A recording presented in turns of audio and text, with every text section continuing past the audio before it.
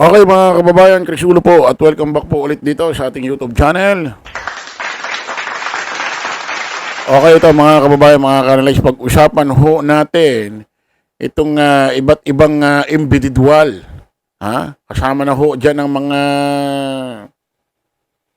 politiko nasangkot dito sa maanumalyang flood control, mga kontratista. At meron lang ho kung nakita, napansin, napanood hong balita na kung saan itong si DTI Secretary Roque ibinahagi ang proseso sa PCAB accreditation sa ICI. Di ba itong si Secretary Roque ng DTI, ito yung mga napapabalita. Mga nababasa ho natin nung nakaraan na kung saan, di ba may kapatid itong kontratista? Nako? Oo, pakinggan ho natin to. Si Department of Trade and Industry Secretary Cristina Roque sa investigasyon ng Independent Commission for Infrastructure bilang resource person. Sinabi ni Roque na handa ang ahensya na magbigay linaw sa proseso ng accreditation ng attached agency nito na Philippine Contractors Accreditation Board o PCAB.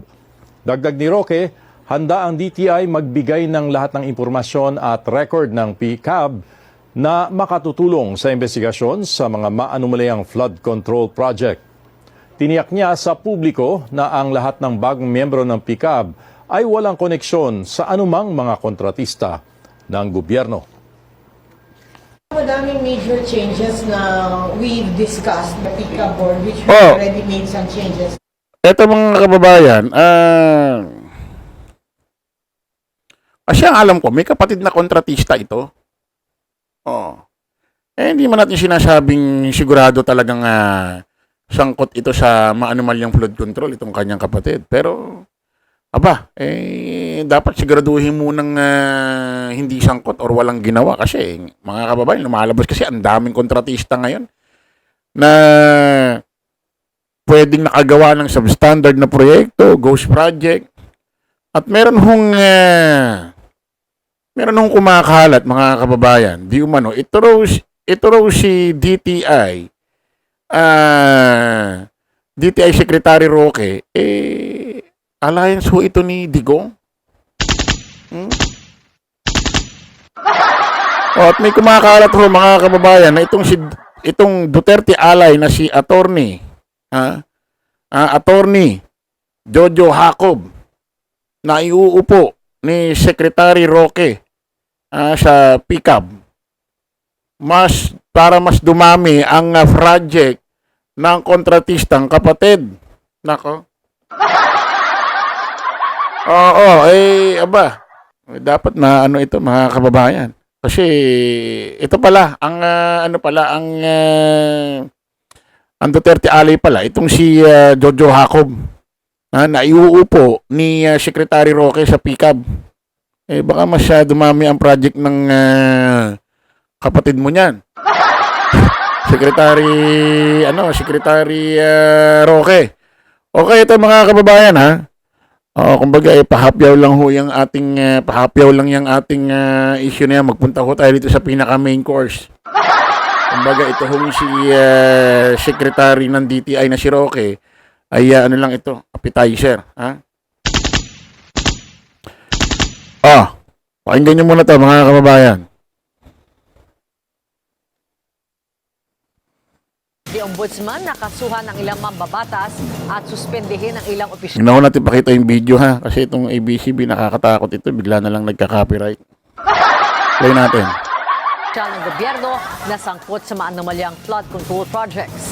Samantala, bumuelta si dating Ombudsman Samuel Martires matapos tawagin ng Ombudsman Jesus Crispin Remulla na sikretong desisyon ang pagbasura sa kaso ni Senador Joel Villanueva.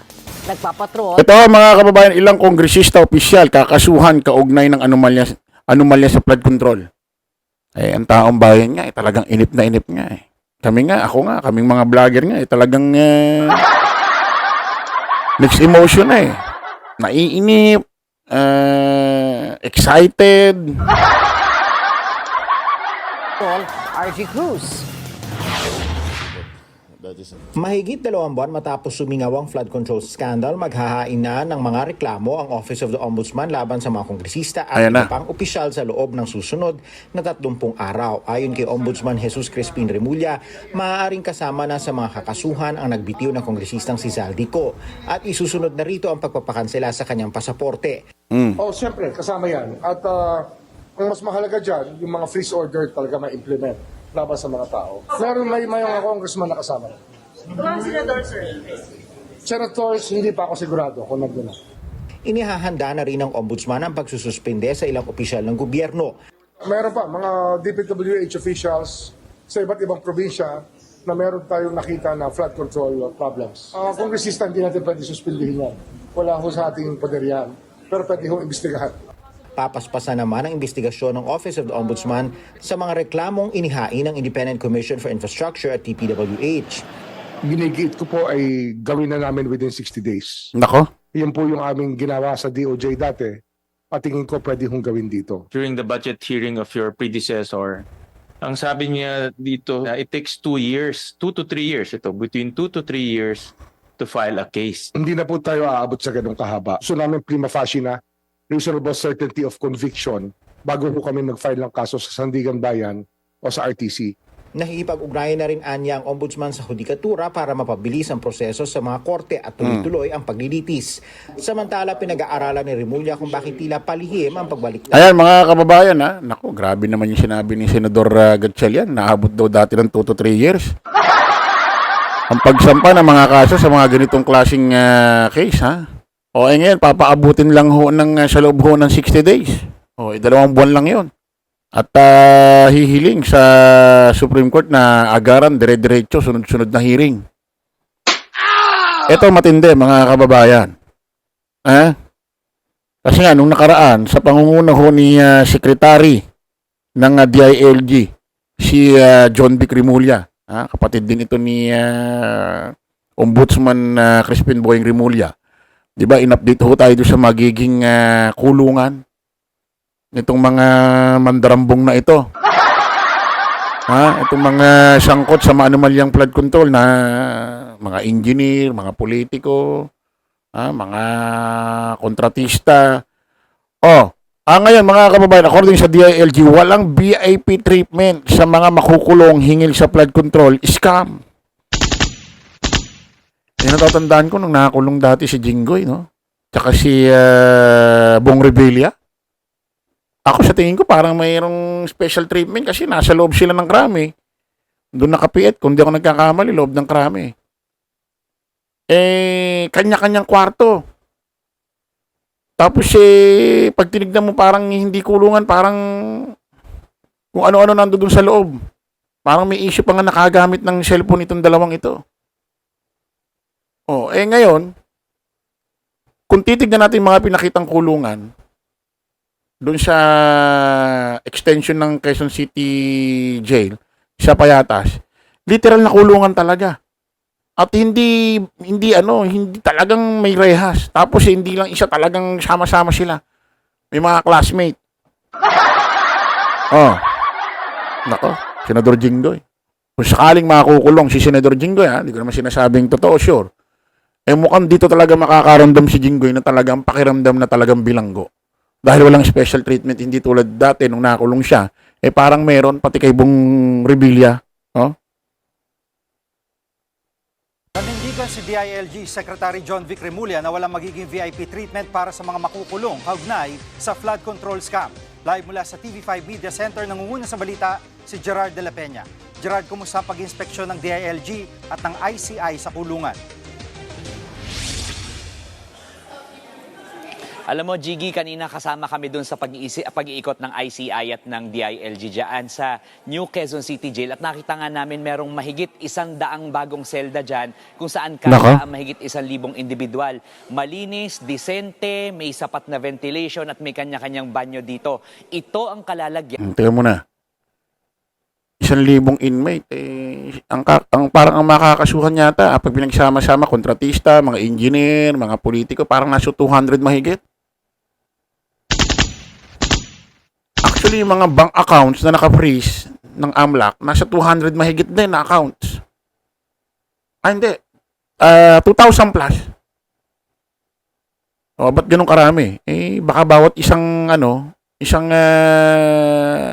akusado o sangkot dito sa manumalyang project, eh, bawat isa, napakaraming accounts. Tulad ng mag-asawang Diskaya, daan ang kanilang bank accounts.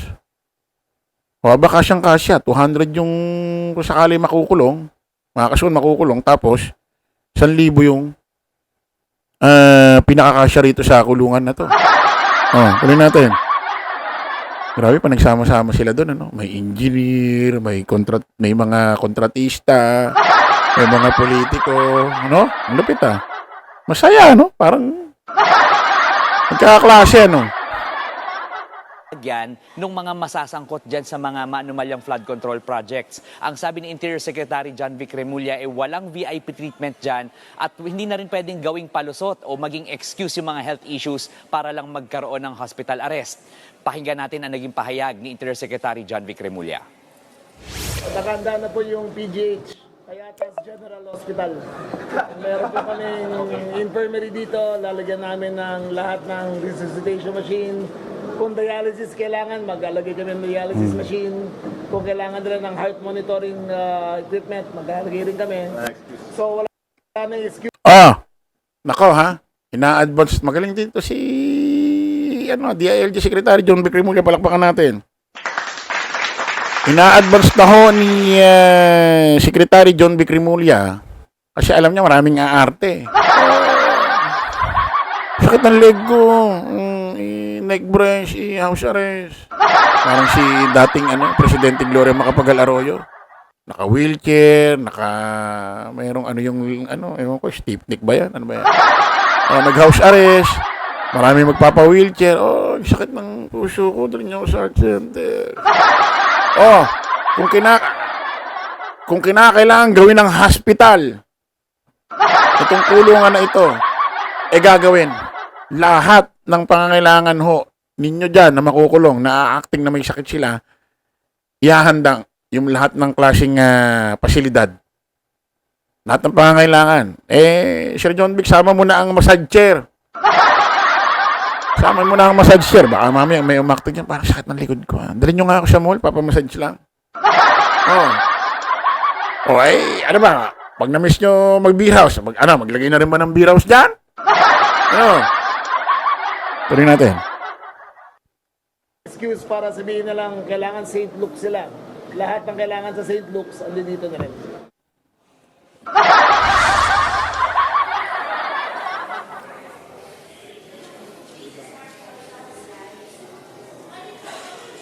Jiggy, kanina sinabi rin ng mga opisyal ng ICI na hindi pa nila maipangako kung kailan nga ba magagamit itong mga pasilidad na ito dahil nakadepende raw ito sa Sandigan Bayan, lalo na yung paglalabas ng mga warrants of arrest. Kanina pinapaliwanag rin ni ICI Commissioner Rogelio Singson na ang taas na expectation sa kanila ng publiko na may maipakulong na nga kaagad, pero ang role lang talaga nila dito ay mag-imbestiga at nakadepende na nga sa Sandigan Bayan kung kailan nga magkakaroon ng pagpapakulong dito sa mga sangkot dito. Jiggy. At Gerard, kanina ay nagkaroon daw ng kaguluhan dyan sa labas ng ICI. Anong detalye nito? Tama, Jiggy, merong isang grupo ng mga realista na nagpumilit makapasok dyan sa compound ng Department of Energy kung nasaan ay nandoon din yung opisina ng ICI. Ang panawagan nila ay agad na mapanagot itong mga sangkot dito sa mga maanumalyang flood control projects. Nauna na kasing ipinangako rin ng ICI na magkakaroon na ng live streaming ng mga hearing para alam ng publiko kung paano nangyayari itong mga proceedings, itong mga pagtatanong at pag-iimbestiga ng ICI. Pero ang sabi ng ICI, medyo matatagalan pa ito dahil next month na ulit yung susunod na hearing at sa ngayon ginagawa pa nila yung guidelines kung paano gagawin itong live streaming. Yan muna ang latest. Balik sa'yo, Jiggy. Yan ang ulat ni John. Ayun mga kababayan, maliwanag kay Secretary ng DILG John Vic Remulla, wala magiging special treatment. Kita nyo naman yung kulungan. Talagang, although maayos, maayos. May net kaya dyan. Pero walang special treatment. Pero kung sakaling magkakaroon ng mga pangangailangan about medical, handa mag-provide ang gobyerno natin para ipasok dyan at hindi na kayo mag-request ng mga house arrest pa. Ha? Nako. Ano kaya masasabi rito nila Bong Revilla, especially ni Jinggoy Estrada? Secretary, kung sakali, makukulong si Senador Jinggoy Estrada. Hindi mo natin sinasabi sigurado. Halimbawa lang. Senador Jinggoy, wala kang special treatment diyan. Di tulad dati sa piitan mo. Secretary John Vic Remulla, lahat ba ng pangangailangan ni